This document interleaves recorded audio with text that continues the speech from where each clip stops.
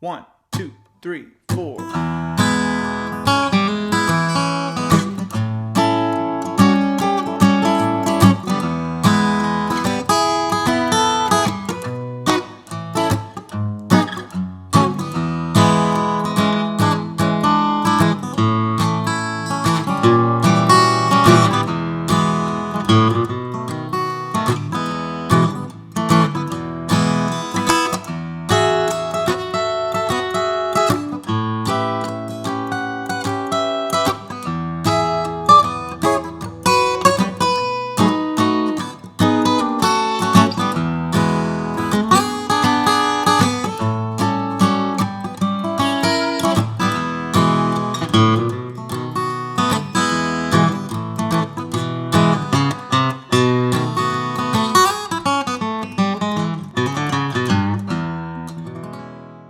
Okay, so in this week's lesson, we're going to be strumming some chords and having some fun playing rhythm. And the whole point of this video is to give you ideas for things you can do to enhance your rhythm playing. So you're not just stuck down here strumming cowboy chords. I want you to be able to play all over the fretboard and kind of just up your game with that. And so that's the idea behind this, is to give you lots of ideas for things you can do. So when you see an E chord, the chord chart, that doesn't mean just that. There's E chords all over the fretboard, and there's little fragments of those chords and some cool things you can do to make it sound better. So in this video, we're going to go through the first half of a composition. It's just a 1-4-5 blues in the key of E. And we're going to be playing this by ourselves, by the way. There's no jam track with this, just a standalone blues rhythm thing. So if you want to watch the second half and also download the tab PDF file and access the on-screen tab viewer, which is interactive. It's got the tab and the video on the screen at the same time, but there's no talking in that. So it's just a quick way to review everything we're going to talk about in this little composition. You can loop sections and you can slow down the playback and all that. You can get the extras for this lesson by going to activemelody.com and doing a search for ML137. Let me just mention this guitar. Somebody always asks about it. I've had this for about 10 years now, maybe, and I'm not super happy with it. I've got a little bit of a binding issue going on here, and it's also happening down here. So I got to address that. That's kind of a little bit of a knock on Martin on that. They should have done better than that. I think it's just this plastic maybe that they used. They should have used something else. But anyway, I think they have fixed it in future models. This is the CEO7 is the label for this guitar, or the model number. Okay, so anyway, we are going to start off by looking at an E chord, and I'm going to get super scientific on this one chord with the strum, just because it's really important to be able to get the sound and the vibe of this. It's a rockabilly kind of Carl Perkins thing. This kind of thing. They're real cool, and if you look at what I'm doing with the left hand, it's really just all based around an E chord. So let's break that down. So that's the first chord we're going to look at. So start by making an E chord with your left hand. We're going to start by strumming the bottom part of the chord. Actually, just hit the low E string. Just aim for that, right? And then the top part of the chord. So the top 3 strings. Down, down. Those are 2 downstrokes with the right hand. So far, so easy, right? And then after that, we're going to do an upstroke, and I'm aiming for the second string. If I happen to hit the first string or the first 2 strings or even the first 3 strings, that's okay. But it's okay if you bump other strings when you're doing this. You're just trying to keep your hand in motion. That's the part that's you can't really fudge on. But which strings you bump, that's okay. So we have down, down, up, and then another down. And when I played down that time, I put my pinky down on the 2nd fret, 2nd string. I left the other fingers to make that E chord. But when I do that, I'm basically playing an E6 chord. So all together, it sounds like this. So I want you to practice looping that. Don't move any further until you can do that. And it's not hard. You can slow it down. The slower you go, obviously, the easier it is. But slow it down and just try and get comfortable with it. If you bump other strings, it's okay. Okay, so that's the first part. Now we're going to do this. That's the second part. So look at that. What I'm doing is I'm lifting my index finger and I'm doing a hammer on to the 1st fret, 3rd string. It's a downstroke with the right hand. Upstroke on the high E string, the 1 string. Then I'm hitting the low E string, and then I put my pinky back on that second fret, second string, and I do an upstroke. Now that seems crazy, but it's really not, because your hand stays in motion. Look at this. That's what you're aiming for. I can do this in my sleep. It's a little hard at first, but I'm telling you, if you slow it down, as slow as you need to go, that's okay, but you just want to be able to, you know, keep your hand in motion. So when you put those two pieces together, now if there's some ghost notes in there or little ghost strums or whatever, that's okay. But in fact, I think it makes it sound even better, because you're just trying to keep the rhythm, the momentum going with your right hand. You don't want to be thinking like, you know, in pieces where you have to stop and do that. It'll never work. You got to keep it going and keep it very kind of loose at the wrist. Everything is very loose. That's what you're aiming for, and it feels good. But that's kind of that Carl Perkins rockabilly rhythm thing. And you don't have to just play that with an E chord. You could play that with any chord up and down the fretboard, as long as you're using that E shape. So that'd be a big light bulb for some of you when you think you can do like a G chord. A. A little harder to do as you play up, you know, because you're having to keep that bar down. But you can do it all over the fretboard. 1, 2, 3, 4.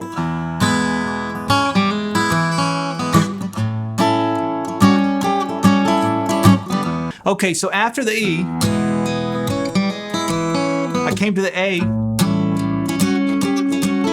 I want to show you this little idea. So I'm using that E shape, right? So I just took it all the way up here. I'm barring on the 5th fret. And actually I took my pinky off. That would be my A chord using the E shape. If you take your pinky off, you get an A7. Because you get that flat 7 in there. But when you take your pinky off, now you can use that to play other notes. And so here's the little idea.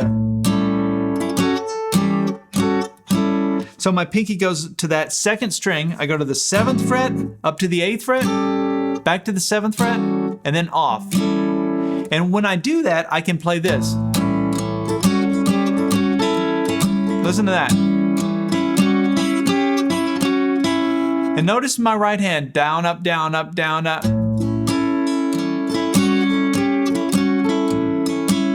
And I use this all the time.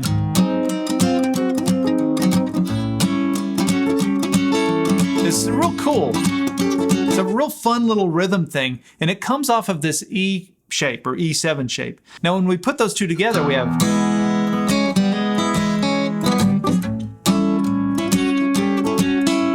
all right, so after that A, I'm going to go back to my E down in 1st position, and then watch this. Little embellishment. So there's my E, 1st position, but then I've got this one.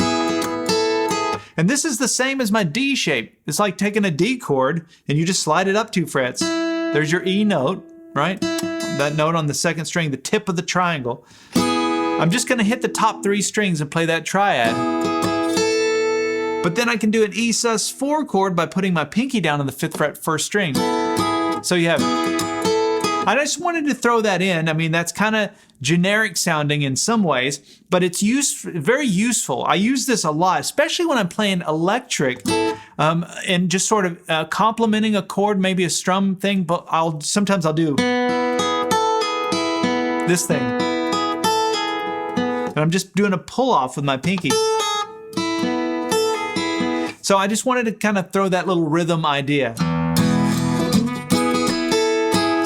After that, the song goes to the 5 chord, which is our B. And I came up here and hit the B chord up here using that E shape. Notice I'm really basing everything off this E shape. But check this idea out. So it's a B walking all the way down using the chords in the chord family of the key of E. So we go from the 5 chord to the 4, to the 3, to the 2, down to the 1.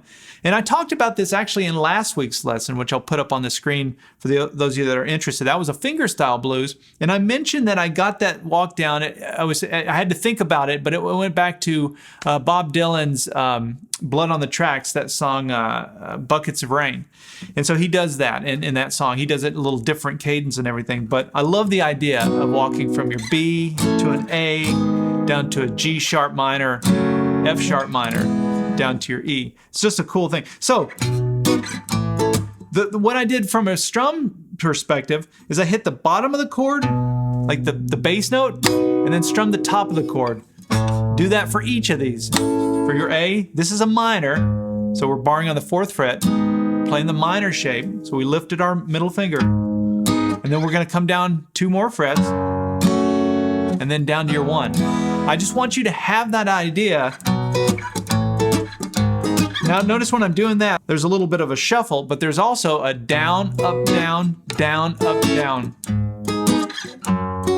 So lots of different ways you could do this. I like the sound of that though. It's real rhythmic and precise sounding. And what the other thing I should mention is I'm lifting the pressure with my left hand so that the notes don't ring out. You don't want it to go. In fact, it makes it too hard to do that. So just when you lift your hands, keeping it in place, it'll mute the sound. So that walks me right back down to the 1 chord. 1, 2, 3, 4.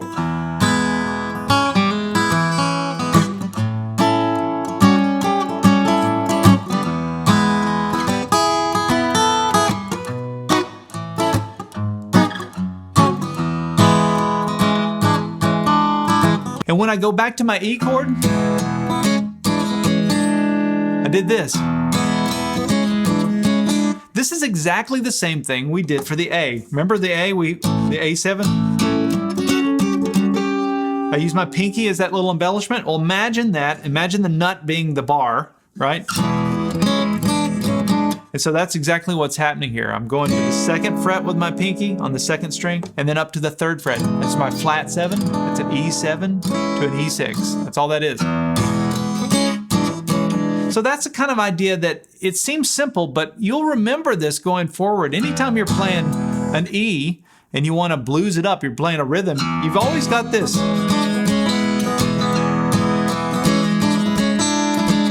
Right? It's cool. That sounds way cooler than just going like this. It gives you a little bit of a melody line in it. And that little rhythm pattern, the little cadence that I'm playing there, will come if you practice it. Is this, keeping that motion. I can't stress that enough. That's the key to it. Is even through this whole thing, my right hand kind of keeps that rhythm.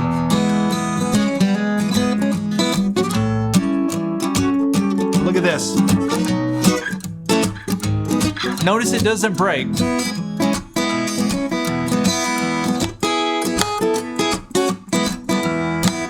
And that's the trickiest part of this, is just keeping that moving like that.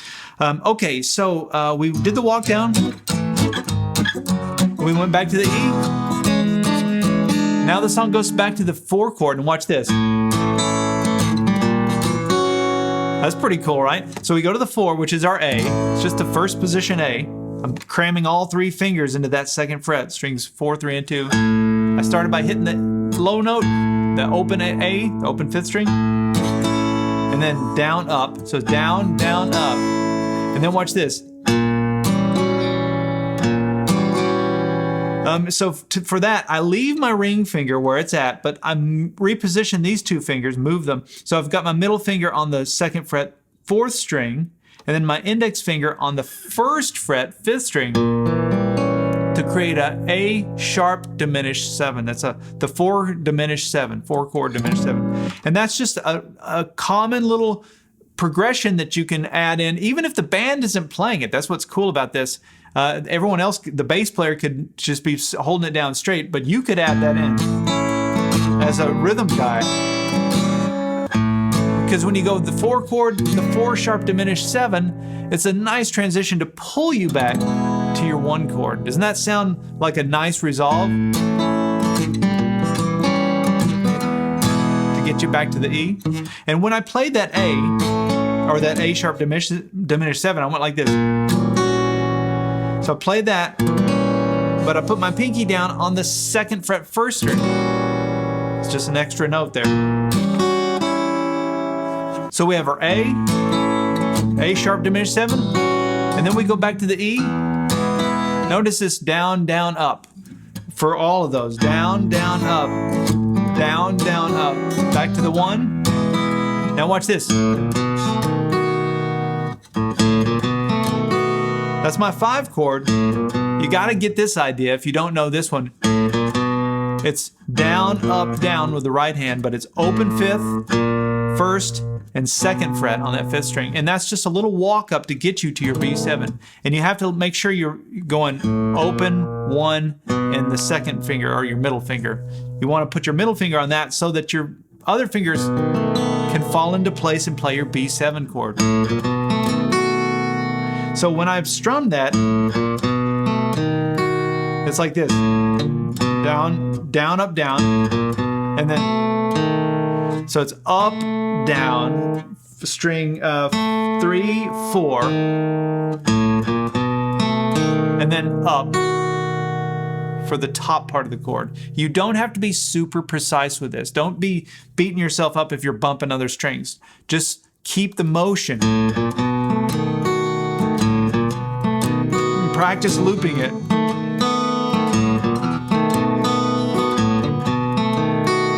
I just love the sound of that. Okay, let's see. We have, I gotta back it up here. Here we go.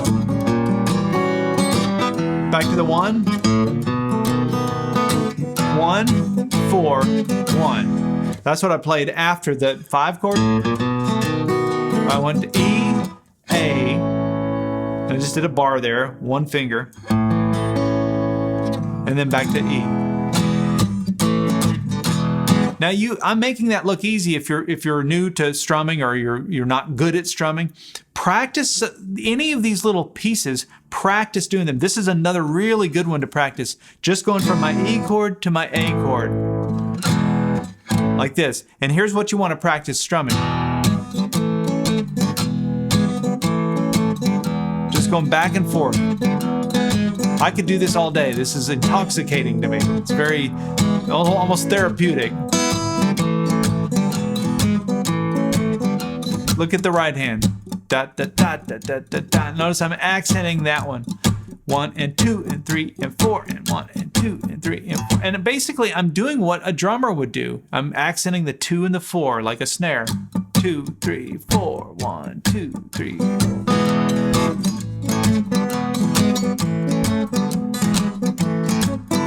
And you can always remember that little idea too, going from your 1 chord to the 4 chord when there's like an extended time to hang out on a chord. You can do that anywhere. There's like if it was a G, G, C, look at where those 2 chords are right on top of each other. A to a D.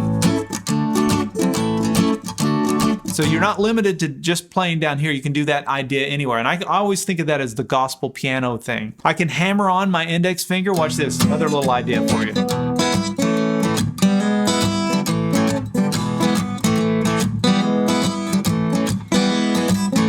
So start taking these pieces, these ideas, and putting them together.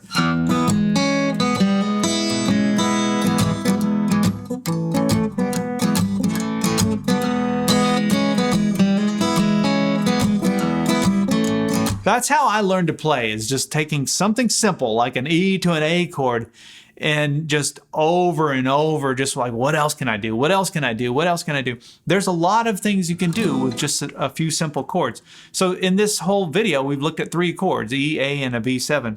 And if you saw that, if I said play an E, A, and B7, and you know, play something interesting on rhythm, you know, you might be inclined, at least if you're kind of new to playing, this is how we think about chords. We just think about doing this. And I was stuck in that mode for a long time. It was until many years of playing that I realized, oh, wait, I got E's all over them. place, and I can do all kinds of stuff. So come join us in part 2, where we'll go over the second half. We'll take those same 3 chords, and we're going to come up with some new ideas. We're going to be playing up at higher in the fretboard, and so I have new ideas in the part 2. Okay, leave me a comment and let me know if this has resonated with you, if you have any questions. I always appreciate that. I read through all the comments. It's super helpful to me, and hopefully you've picked up some ideas and learned something new. All right, we'll see you in part 2.